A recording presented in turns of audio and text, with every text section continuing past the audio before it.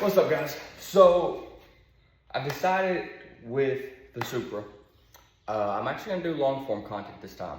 I never really got into it with the Mustang. It just wasn't my thing, which most of the stuff I did, it was impossible to video, a lot of stuff under the car, or I was doing it by myself. I didn't have the time. I was always trying to fit it in. But with the Supra and this YouTube channel, I decided, let's give this long form content a chance. So I've been debating what my first video was gonna be, and I kind of wanted to wait until I had the car long enough and kind of do a, 1 month, 2 months, 6 month video in review. But while I'm sitting here installing parts, I figured why not? So what we're throwing in today is the Rexpeed coolant cover, as well as the radiator cover, all carbon fiber. I was trying to find videos online to figure out how exactly I needed to get all the pins and everything out. And I realized nobody's really doing it. And this is definitely a mod that I've seen on multiple of the Supras, so I figured why not go ahead and do it. So as you can see right here, we've got the passenger side, the actual middle radiator cover, and the driver's side, as well as the coolant cover. Honestly, it looks pretty amazing, pretty much perfect. The clear on it's pretty great. I haven't noticed any defects in it. And honestly, yeah, it's been great all the way around. So we're gonna go ahead and dive into the install. First things first, unless you were one of the rare few that keep your engine bay spotless, you're gonna need to clean it. Pretty much any degreaser engine cleaner is gonna work. I have a bottle of No Nonsense from Chemical Guys. I don't really use their products anymore, but I've got it, so I'm gonna keep using it. And I like this product for cleaning the engine bay. It works out pretty well. Then also, if you were like me, because I did already start on this job, you gotta remove your brace. Super simple. It's 4 bolts, and you're going to need a 7/18. 7/18. I got a little extension on here because I didn't grab the long one. 4 bolts, and this comes right out. Super easy. Next, you're going to want some type of pry tool. Right here in this area. Was that rolling?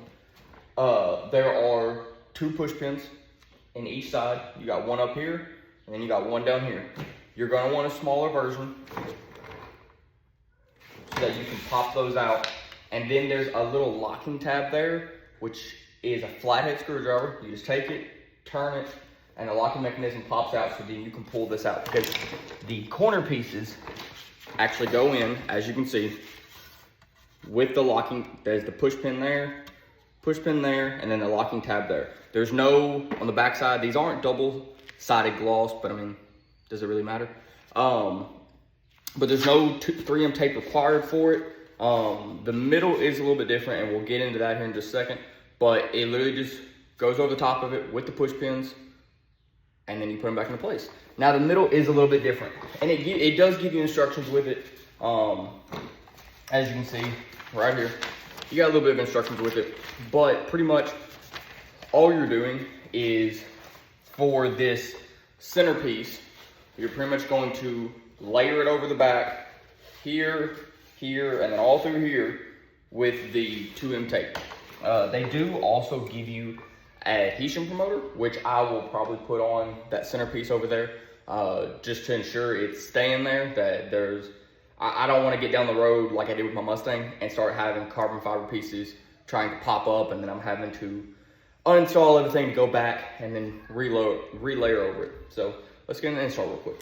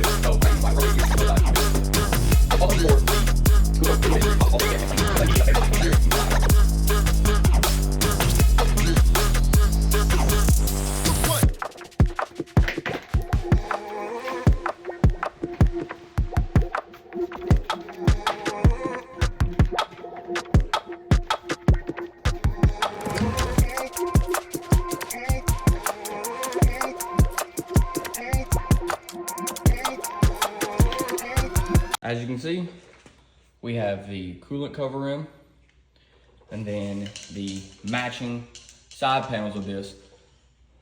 And honestly, it's not bad. It is a very tight fit, especially if you're using the Rexpeed coolant cover here, because they want to bump into each other right along this line. They don't sit exactly perfect, but to somebody who doesn't know, or to the naked eye, unless you've installed it, you're never gonna know.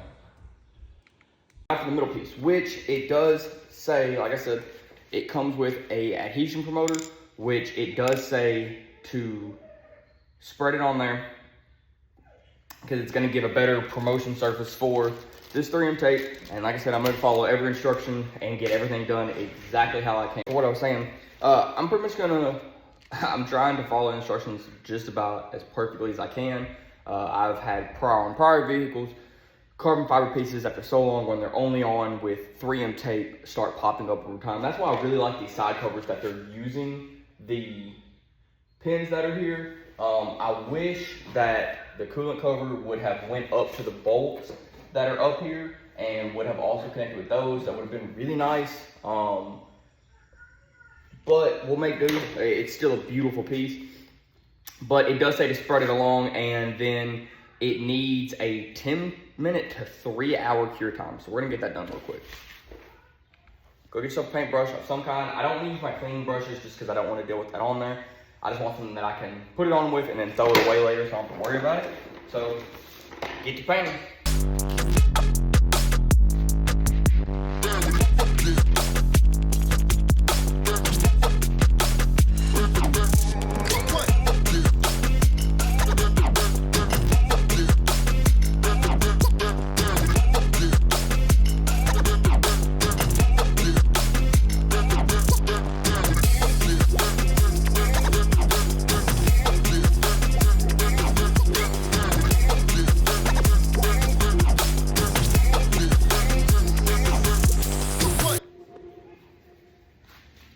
Simple as that.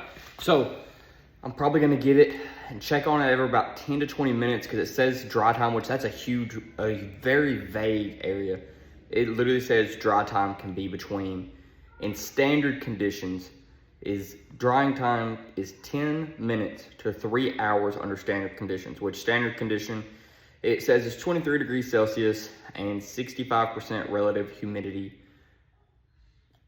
So simple as that. So we're gonna give it time, and then we'll come back once it's dry and we're sure it's dry. We're gonna go ahead and lay the 3M tape across the centerpiece, and then we'll come back for the install.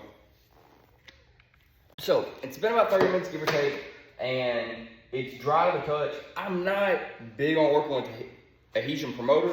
I have very limited experience with it, but it's pretty humid. It's pretty hot where I'm at. We've been getting thunderstorms nonstop, partially due to that. So feels dry. I would say it's probably good. The instructions do, I'll show you. They do actually show you, give you a pretty good guideline of where to lay out the tape. One thing to notice, it does show right here, and it shows you another picture, to double layer it. So layer down one piece of tape across, and it is across the part that will be closest to your charge pipes. So literally this piece here. You lay down one piece of tape and then lay another down over top of it. I'll show you, I did decide to add more because looking at the photo, I laid the 3 across the middle and then the 1 down here, and it just felt like there was this area here that was the gap. Like I said, I don't want to have any problems later on. So I did have my own 3M tape that was of the same basically thickness of it. It's just a little bit wider. And so I laid some pieces, as you can see, across right here in this gap, because it's the same gap as in the instructions. And so there's a gap there. I decided to lay an extra piece down just to be safe. I don't want to end up, you know, it's a year or 2 years from now. This is a dream car for me, so I'm planning on having it for a while. I don't want it to be down the road and this piece is starting to pop up, and then I've got to take all this apart again and pretty much redo it. So let's go ahead and get it slid into place.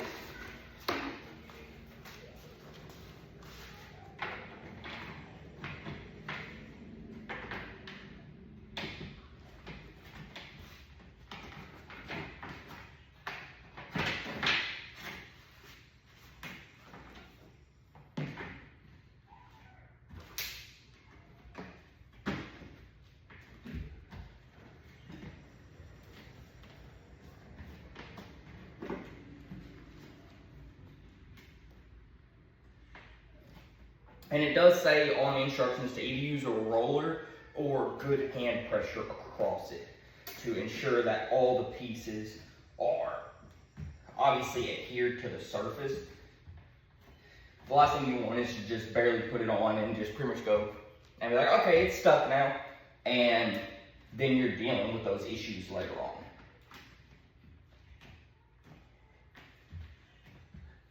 Obviously, you're gonna put fingerprints on it. That's why you have cleaner. And as you see, I did peel my weather stripping back right here just so I could get it down in there on a nicer fit. Obviously, you just pop that back into place. You can see how it looks. You've got the Rexpeed coolant cover there. I also have the Rexpeed ECU cover. And then just nice across the board. That is a much more cleaner look. A significantly much more cleaner look in my opinion than the black plastics that were two different colors at that. If you notice, you know, the center is one shade, and then you've got a different shade over here. I don't like the whole black plastic look. I wish I could figure something out to do with that. But I'm just not a big fan of it. As you can see, I'm a fan of carbon fiber. Obviously, the cover, the intake. I will say the engine bay will look a lot better. I have some parts on the way from JD Customs. All these black plastic clips, those, pretty much all of the black plastic clips, and then just the regular, you know, stainless steel hardware is getting replaced by burnt titanium. It'll match better, obviously, with the charge pipe. I like their burnt titanium a little bit better than how that charge pipe is, because that's just in spots, while theirs is the entire thing. So that's pretty much the install. It's extremely simple. The longest part of the time is allowing the adhesion promoter to dry and cure. That takes longer than anything else. All the rest of it's very simple. If your bar, your brace, if you do not have this centerpiece, I've seen a lot of cars where they only have these right here, and they don't have the centerpiece. If you don't have the centerpiece, you don't have to take it off. If you're doing the coolant cover, I would recommend it. It just gives you a lot more room to properly get it down on there and get the 3M tape that is on the back of it adhered to where it goes, versus trying to fit it underneath the brace, and then you run the risk of, you know, obviously potentially scratching it up. The last thing you want is to spend all the money on these carbon fiber pieces and you scratch it up. But you don't have to if you don't have the centerpiece. Now, I do have new ones of these on the way as well. I just don't feel like the blue goes well with the red. It goes well with the blue one that's already in the car as well, but I'm planning on taking that one out and getting that powder coated. I'm just gonna end up getting rid of this when my new burnt titanium ones come in from JD Customs. I would definitely say if you have a Mark V, check out JD Customs. I actually have a code below that I will pin in the description where you can get a discount for them as well. This is not a sponsored video by them, but they have taken very great care of me for any of my stuff. I've spoken with the owner multiple times. Super great people, small company, but amazing people. And they do amazing work on the cars. I can't wait to show you what I've got coming from them next. So if you do want to see more, as we install more parts, because there is more on the way, I'll do a complete install video for all of the JD Custom stuff, which is fairly simple. Couple rivets, but nothing too major on it. If you do want to see that, make sure you drop a follow on the page. If you like the video and this helps you out with your install, please make sure you drop a like on it. It'll help me out with the algorithm and help other people to find this, because that's the whole reason I made the video, because I went looking to make sure that there wasn't some trick with these side piece covers. I didn't want to break anything, because my local Toyota is absolutely no help when it comes to this car. They are completely useless. So the closest Toyota to me that's any help is 2 hours away. So if I can avoid having to go to them, I do. But we'll see you next time.